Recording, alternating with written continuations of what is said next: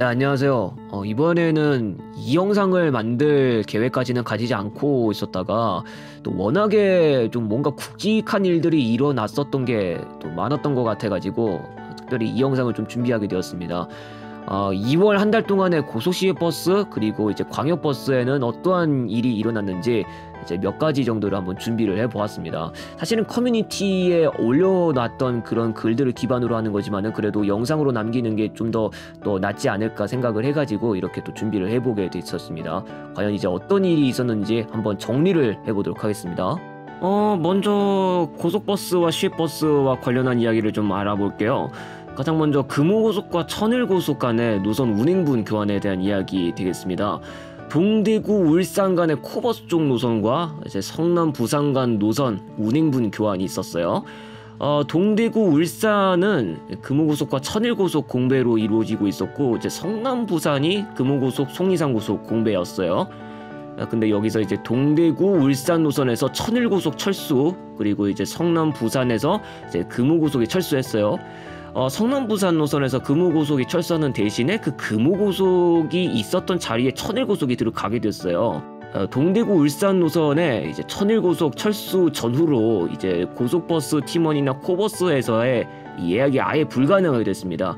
그리고 이제 다른 시외버스 회사 쪽에서 거의 동일한 노선을 운행하기도 하고 또 사용을 하고 있는, 예를 들면 뭐 버스타고 아니면은 뭐 팀원이 시외버스 예약 사이트나 뭐 이런데 같은 시외버스 전산으로 아예 통합이 됐어요.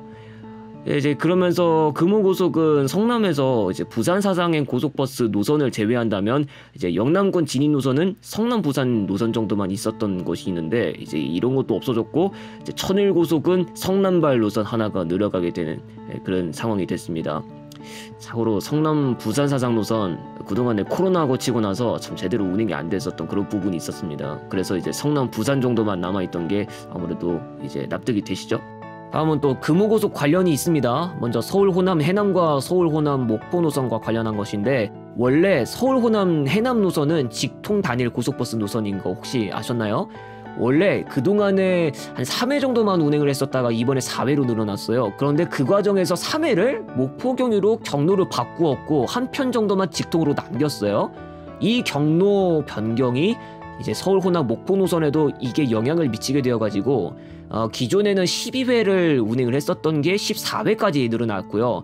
대신에 이 서울 호남 목포 단일 노선 운행 횟수가 12회에서 11회까지로 조정이 됐기 때문에 목포 경유 해남행 3회까지 포함해서 이게 14회가 된 것이에요. 첫 차나 막차 시간은 조정이 안 됐고 뭐 중간 차량편들 출발 시간 몇몇이 조정되는 정도만 거치게 됐습니다. 서울 호남 진도 노선 쪽도 이게 소식이 있었죠. 원래는 딱 한 번 정안휴게소 경유만 있는 그런 직통편이 있었는데 이게 없어졌어요. 그리고 출발 시간도 일부 변경이 있었습니다. 직통편이 없어지게 되는 바람에 이게 또 정안휴게소에서 진도 방향으로 환승이 아예 안 되게 됐습니다. 그래서 이제는 전 차량이 아예 무안군 경유를 하는 걸로 경로가 편성됐습니다. 뭐 무안이 됐든 간에 뭐 남항이 됐든 간에 그런 쪽으로 다 편성이 되는 것입니다. 또 그런 것과 관련해서 프리미엄 버스 관련 이야기도 또 빠질 수가 없을 것 같네요. 서울 호남 해남 그리고 서울 호남 진도에 프리미엄 버스 도입도 이루어졌어요. 해남이나 진도에 또 처음으로 들어가는 프리미엄 버스는 엄밀히 말하자면 아니라고 볼 수 있습니다. 진도나 또 해남에서 부산 서부로 가는 그 시외버스 노선에 프리미엄 버스가 진작부터 운행이 이루어지고 있었거든요. 그래서 해남이나 진도에서는 서울 호남행을 통해서 또 프리미엄 버스 노선이 늘어나게 된 셈이 됐다고 볼 수 있겠습니다. 그 경전고속도 이번에 소식이 있었는데 진주 경주 포항 노선이 있습니다. 이게 이번 달 중에 프리미엄 버스가 철수를 했습니다.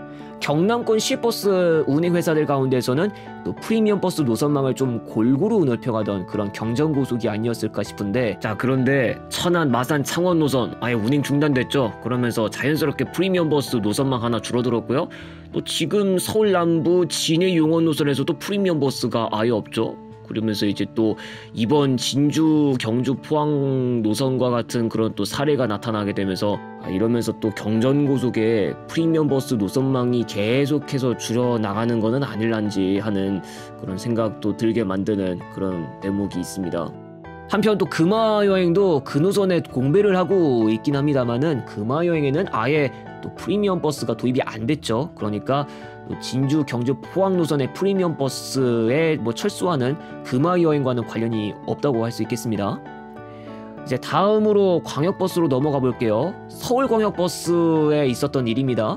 9401번 먼저 보도록 하겠는데, 이번에 운행사 쪽에서 입석 금지 시행 시작을 또 결정하게 되었고, 또 이에 대한 대책을 통해 가지고 내놓은 게 9401-1번 되겠습니다. 기존의 9401번 운행 경로와 다르게 가는 부분은 없습니다. 운행 구간 단축 버전이라고 볼 수 있는데, 또 순천향대학교 병원에서부터 임해촌 한신서현역 AK플라자 이 구간 정도만 운행을 하고 있습니다.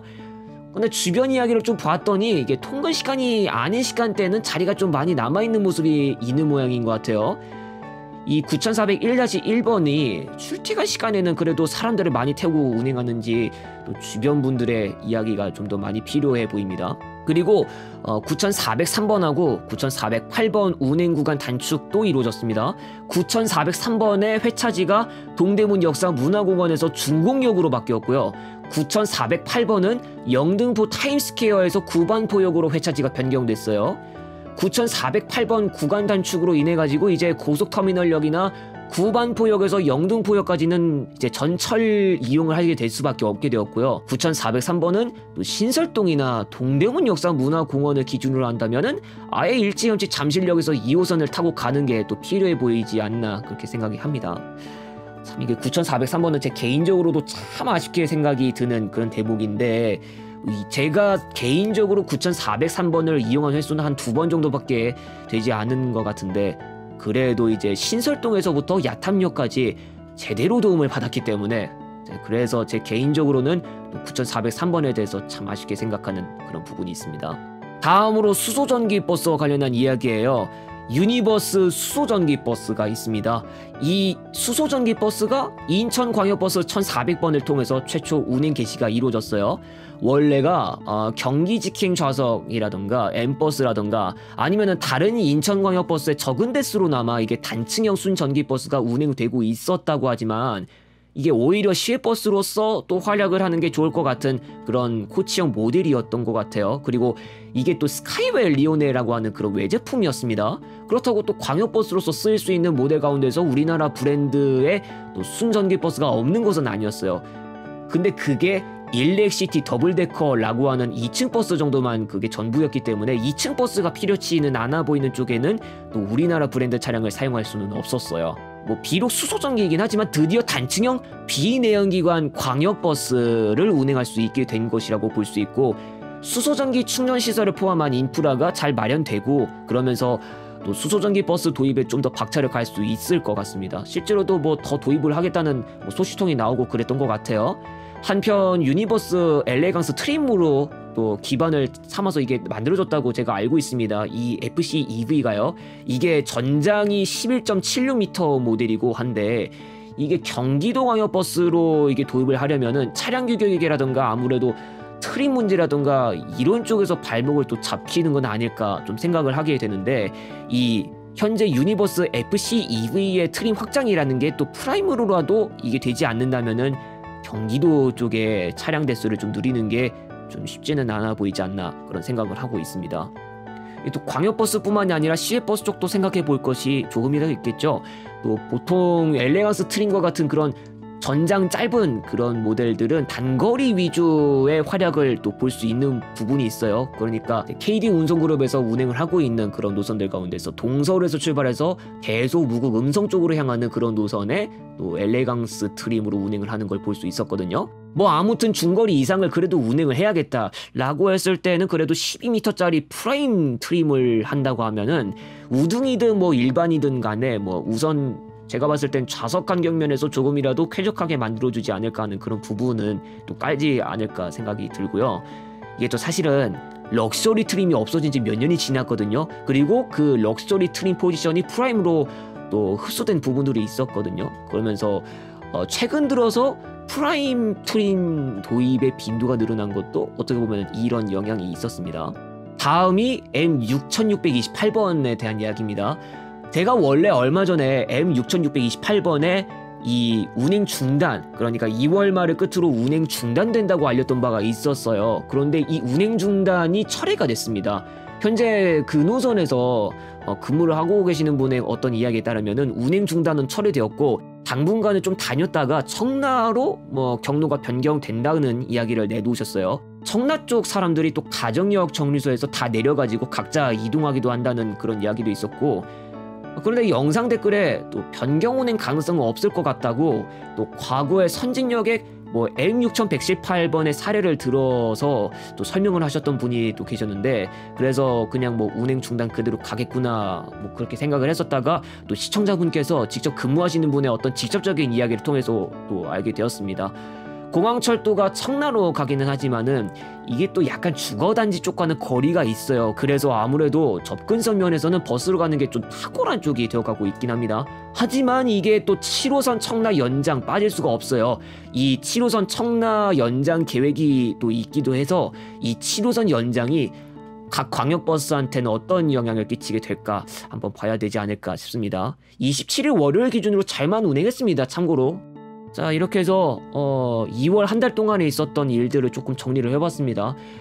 이보다 또 많은 일들이 있었겠지만은 좀 뭔가 더 세세한 부분을 많이 정리를 못했습니다. 사실 대본만 놓고 보더라도 한 4페이지 정도가 나와가지고 이쯤에서 끝내는 게 또 낫지 않을까 생각을 하고 있습니다만은, 혹시나 이 영상에서 좀 부족한 부분이 있었다면은 댓글로 한번 채워주셔도 감사할 것 같습니다. 예, 여기서 영상을 마치도록 하겠고요. 다음 에피소드에서 또 찾아뵙도록 하겠습니다. 감사합니다.